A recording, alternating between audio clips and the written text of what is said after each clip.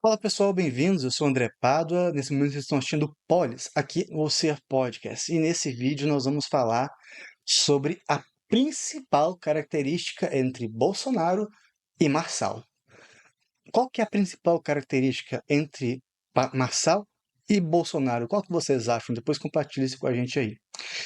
Para falar um pouco sobre isso, a gente vai fazer um resgate histórico e de quebra, a gente vai trazer alguns spoilers, a gente vai trazer um aperitivo de dois vídeos que a gente vai fazer na semana que vem, falando sobre desvendamos a esquerda e desvendamos a direita. Daí para você ficar ligado aí no vídeo que vai vir, a gente convida a se inscrever no canal, a curtir, a comentar aí também, a compartilhar e ativar o sininho para você saber quando chegam os vídeos novos aí também no seu celular ou no seu computador.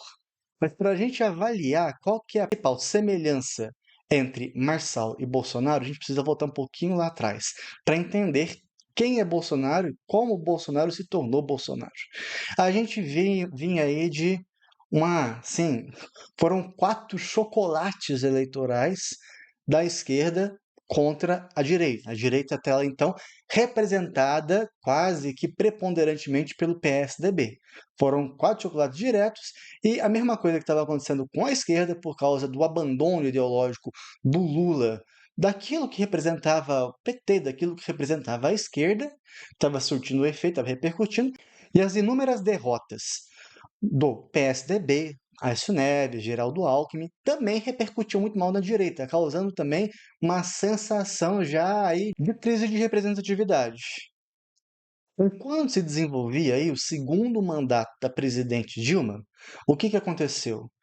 Bolsonaro, ele ganhou novos horizontes. Que novos horizontes? Começou com a entrevista que o Bolsonaro concedeu ao ator inglês Stephen Fry, onde ele é gay, né?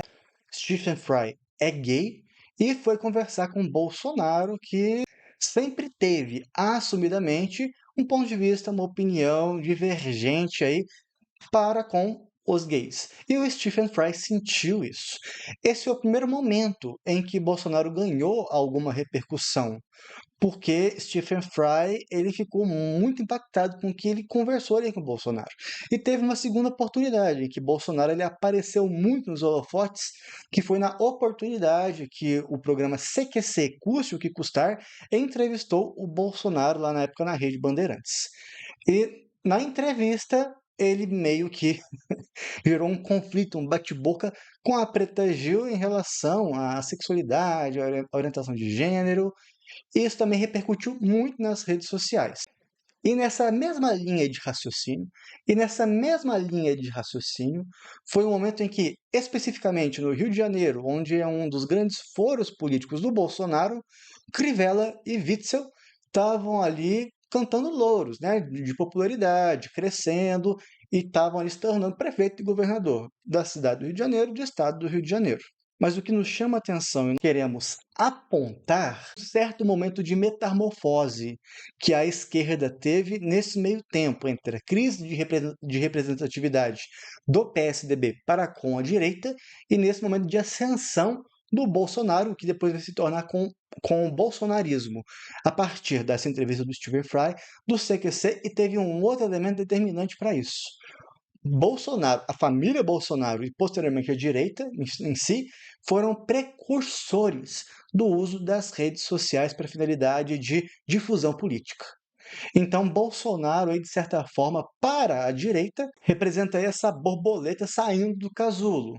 Desperta algo novo na direita. A direita se transformou nesse momento. Portanto, a comunicação da direita ganha novos holofotes. Tanto é que, em 2018, Bolsonaro alcança a presidência da República. Tá, André, mas você está falando muito de Bolsonaro, cadê o Marçal nisso tudo? Bolsonaro foi um precursor, foi uma borboleta, aí que a gente está utilizando essa metáfora, né? Mas ele tem limitações. Tanto é que, aí a gente vai chegando no paralelo entre Bolsonaro e Marçal. Bolsonaro tinha dificuldade ali de estabelecer o debate político com outras pessoas, ou com seus oponentes ali no meio eleitoral. Tanto é que, para não perder popularidade, ele se absteve dos debates até 2022.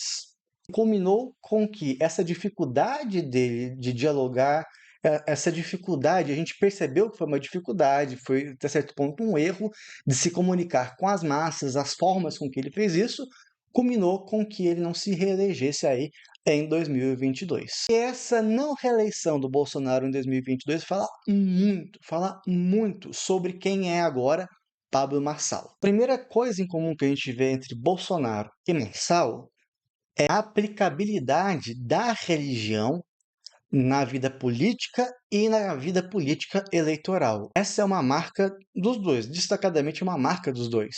Só que, como falamos, Bolsonaro tem dificuldade de se expressar em debates. Isso não acontece com Pablo Marçal.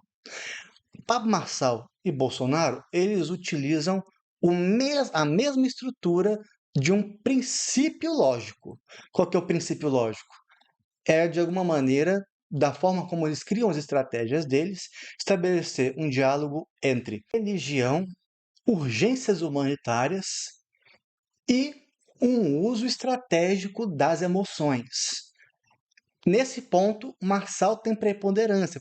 Nós entendemos que o Bolsonaro ele utiliza esse sistema lógico que agregaria religião, urgências humanitárias, essa questão emocional de maneira ainda limitada. Então, de certa forma, essa metamorfose que representa Bolsonaro para a direita, ela é aperfeiçoada com Pablo Marçal dentro dessas características que a gente está dizendo. E vejam bem, eu não sou da direita, específica direita, estou mais localizado numa centro-direita. Hoje eu falava com meu pai, quando eu estava conversando com ele, meu pai, ele gosta muito do Bolsonaro, e eu falei para o meu pai, pai, eu não concordo com mais da metade das coisas que o Pablo Marçal e que o Bolsonaro dizem, mas negar a eficiência que eles têm para a comunicação, um erro ingênuo.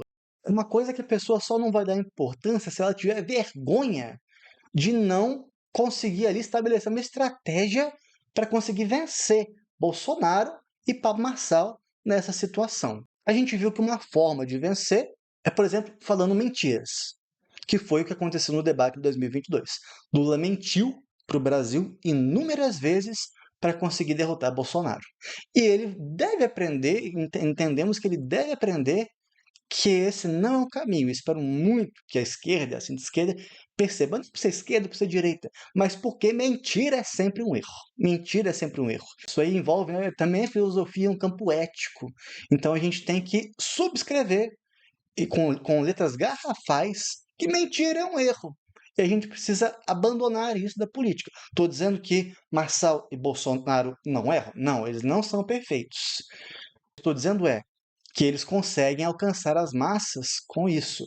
E não só alcançar as massas, mas conseguem igualmente consolidar uma relação que não importa a contradição que seja, não importa a contradição, vai ter um grupo expressivo da direita, da centro-direita, que vai continuar ali dando importância a Marçal e Bolsonaro.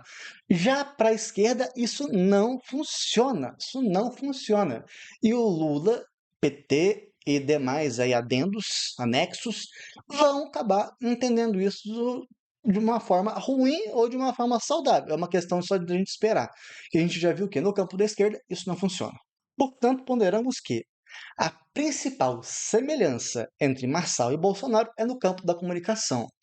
Bolsonaro representa uma mudança muito significativa de estilo de comunicação da direita, se comunicando com as massas, com o uso das redes sociais, e o Marçal pode estar representando um aperfeiçoamento desse uso das redes sociais, desse uso da comunicação, desse sistema lógico que é usar religião, urgências humanitárias e questões relativas à emoção e o sentimento para se comunicar com as massas.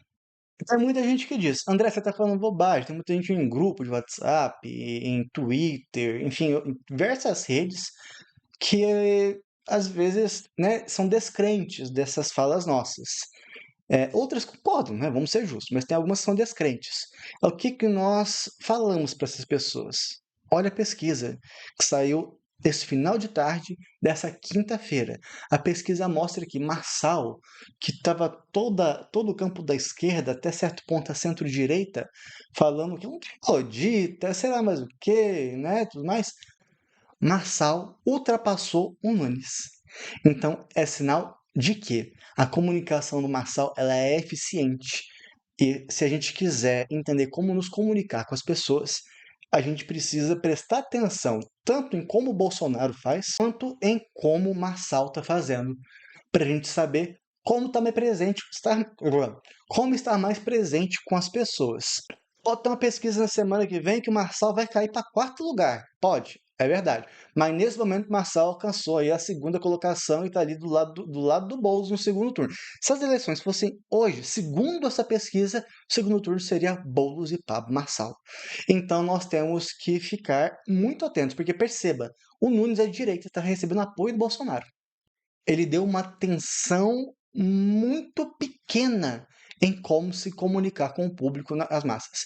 O próprio Datena, que ficou desse jeito durante o debate, né? Desse jeito durante o debate, por mais experiência que ele estava num lugar para ele estranho. Ele tinha alguém para debater com ele. Ele não estava num programa de televisão onde ele falava o que queria e não tinha ninguém para rebater. Os rebatiam de uma maneira muito confortável para ele. Então, o próprio Datena tem uma experiência de décadas na televisão, teve dificuldade, uma dificuldade que o Pablo Marçal não teve.